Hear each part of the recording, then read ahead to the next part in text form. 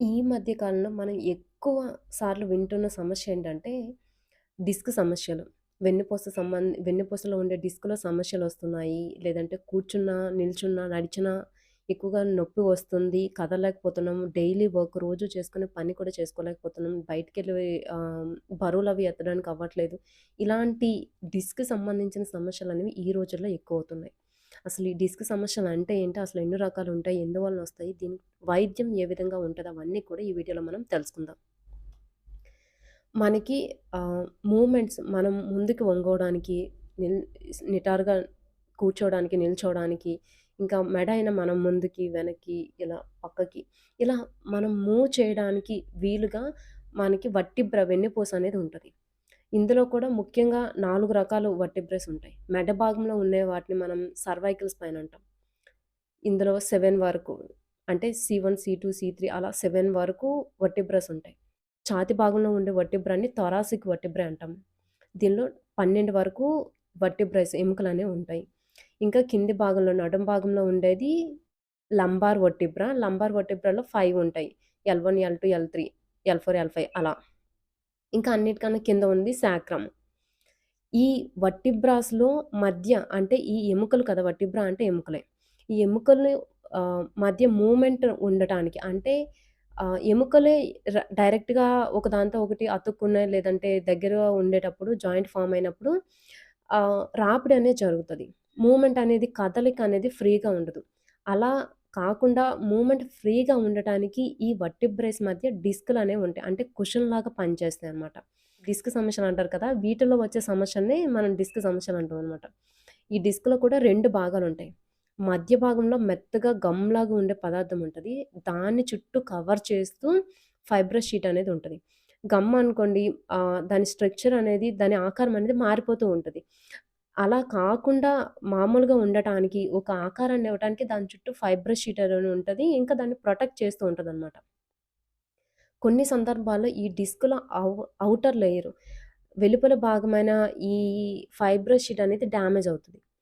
ఆహ్, దెబ్బలు తగలడం వలన, యాక్సిడెంట్స్, కింద పడటం, ఇంకా వయసు పైబడటం ఇలాంటి కారణాల వల్ల బరువు ఎక్కువగా ఉండి ఎక్కువ సేపు కూర్చొని ఉండటం వలన కూడా ఈ డిస్క్ సమస్యలనేవి వస్తాయన్నమాట. సో, ఎప్పుడైతే ఈ ఔటర్ లేయర్ అనేది రప్చర్ అవుతుందో ఆ లోపలున్న గమ్ లాంటి పదార్థం అనేది బయటకొస్తది. బయటకొచ్చి దగ్గరలో ఉన్న నరంపై ఒత్తిడి గురి చేయడం, లేదా అంటే దగ్గర ఉన్న నరాన్ని నొక్కేయడం లాంటివి జరుగుతాయనమాట. దానివల్ల మనకి ఒకవేళ డిస్క్ సమస్యలే మెడ భాగంలో వస్తే ఒకవైపు చేయి మొత్తం లాగేసినట్టు అనిపించడం, బరువుగా అనిపించడం, తిమ్మిరి పట్టడం, కదపలేకపోవడం, కొంచెం మూవ్‌మెంట్ కొంచెం మారిన అంటే రెగ్యులర్‌గా ఉండే పొజిషన్ కన్నా కొంచెం మారినా కూడా నొప్పి రావటం. ఇది ఉంటది. అదే ఆహ్, నడుం భాగంలో ఉన్న ఎముకల్లో లంబార్ స్పైన్‌లో గాని జరిగితే, ఈ డిస్క్ సమస్యలు గాని వస్తే, ఒకవైపు కాలు మొత్తం తిమ్మిరి పట్టినట్టు అనిపించడం, బరువుగా అనిపించడం, ఇంకా నొప్పి రావటం. నడిచినా, కూర్చున్నా, ఒంగున్నా నొప్పి రావటం, సయాటికా అంటాం. ఇలాంటి కండిషన్స్ అనేవి వస్తాయి. సో, వీటి నుంచి బయటపడడానికి మనం ఎలాంటి జాగ్రత్తలు తీసుకోవాలి?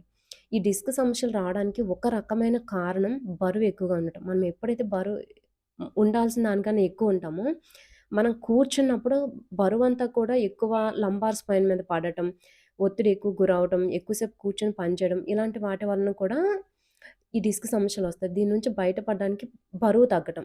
ఈ బరువు తగ్గమన్నాం కదా అని చెప్పి ఎక్కువ ఎక్సర్‌సైజ్ చేయడం, జిమ్ చేయడం ఇలాంటివి వర్కౌట్ అవ్వకపోయుండొచ్చు. ఎందుకంటే ఈ డిస్క్ సమస్యలున్న వాళ్ళకి వంగోవటం, బరువులెత్తడం అనేది చెయ్యకూడదు. సో, ఇలాంటి వాళ్ళు బరువు తగ్గాలి అనుకుంటే ఎక్సర్‌సైజెస్ విగరస్‌గా చేయటం అలాంటివి కాకుండా వాళ్ళ ఆహారపు అలవాట్లో మార్పులు తీసుకొచ్చి డైటింగ్ లాంటివేమైనా చేసి బరువు తగ్గడం, ఇంటర్మిటెంట్ ఫాస్టింగ్ చేయడం ఇలాంటివి బాగా వర్క్ అవుతాయి. ఈ ఎక్సర్‌సైజెస్ కన్నా. ఎక్సర్‌సైజెస్ మనకు తెలియక చేస్తే ఎక్కువ బరువులెత్తడం గానీ, తీవ్రతగా తీవ్రంగా చేసిన ఎక్సర్‌సైజెస్ ఈ డిస్క్ సమస్యలనేవి పెరుగుతాయి. సో, దానికి బదులుగా ఇంటర్మిటెంట్ ఫాస్టింగ్ గానీ, డైటింగ్ గానీ ఇలాంటివి ఎంచుకోవడం మంచిది. ఇంటర్మిటెంట్ ఫాస్టింగ్ ఇంట్రెస్ట్ ఉంటే మాత్రం దాని గురించి కంప్లీట్‌గా ఒక వీడియో చేస్తాను. కామెంట్ బాక్స్‌లో పిన్ చేస్తాను. తప్పకుండా చూడండి. ఇంకా ఈ డిస్క్ సమస్య నుంచి బయటపడడానికి కొన్ని జాగ్రత్తలు తీసుకోవాలి. సడెన్‌గా ముందుకు వంగోవటం, లేదంటే వెనక్కి వంగోవటం, పోస్చర్‌లో సడెన్ చేంజెస్, ఇంటెన్స్ చేంజెస్ అవి తీసుకురాకుండా ఒకవేళ ఏదైనా కింద పైన వస్తువుని తీసుకోవాలనుకున్నా తుంటి భాగంలో ఉండే కండరాలను ఉపయోగించి అంటే కూర్చున్న పొజిషన్‌లోకి వెళ్లి ఆ వస్తువుని అందుకొని మళ్ళీ పైకి లేవాలి. అంతేగాని ముందుకి వెంటనే ఒంగోని మనం ఈ డిస్క్ సమస్యలు ఉన్నవాళ్ళు ఆ వస్తువుని తీసుకోవాలంటే వర్టిబ్రస్ మీద, నరాల మీద ఒత్తిడి పడతది. అలా కాకుండా ఈ తుంటి భాగంలో ఉండే కండరాలను ఉపయోగించి మనం ఎప్పుడైతే కూర్చున్న పొజిషన్ నుంచి ఆ వస్తువుని పిక్ చేసుకుంటామో, అందుకుంటామో, ఈ డిస్క్ సమస్యల నుంచి కొంతవరకు వాటిని అది పెరగకుండా కొంతవరకు ఆపచ్చు. వీటికి సంబంధించి కొన్ని ఎక్సర్‌సైజెస్ కూడా ఉంటాయి. ఈ స్పైన్ రిలాక్స్ అవ్వడం కోసం. ఒకవేళ ఇంట్రెస్ట్ ఉంటే ఖచ్చితంగా కామెంట్ చేయండి. ఎక్కువ మంది ఇంట్రెస్టెడ్‌గా ఉంటే దానికి సంబంధించిన వీడియోస్ కూడా చేయడానికి ప్రయత్నిస్తాం. ఈ డిస్క్ సమస్యలకు సంబంధించి వైద్యానికొచ్చేసరికి హోమియోపతి వైద్యంలో ఔట్‌కమ్ అనేది ఎక్కువుంటది.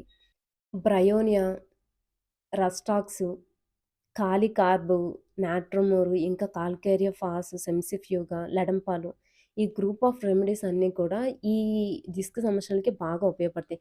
అదే ఒకవేళ ఈ డిస్క్ సమస్యలు కింద పడటం, యాక్సిడెంట్స్ ఇలాంటి వాటి వలన ఒకవేళ వచ్చి ఉంటే హైపరికం, ఆర్నికా, రూటా ఈ గ్రూప్ ఆఫ్ రెమెడీస్ అనేవి ఇండికేట్ అవుతాయి. కానీ ఇవి సింప్టమాటాలజీ, కాన్స్టిట్యూషన్ బేస్ చేసుకొని ఉంటది. సో, దయచేసి ఇవి ఎవరు కూడా సొంతంగా వాడటం మంచిది కాదు. డాక్టర్ పర్యవేక్షణలో వాడటం అనేది మంచిది. సో, ఈ వీడియో మీకు ఖచ్చితంగా ఉపయోగపడతదనుకుంటున్నాను. Thank you for watching. ఒకవేళ నచ్చినట్లయితే వీడియోని లైక్ చేయండి, షేర్ చేయండి, కామెంట్ చేయండి. ఇంకా ఛానెల్‌ని సబ్స్క్రైబ్ చేసుకోండి.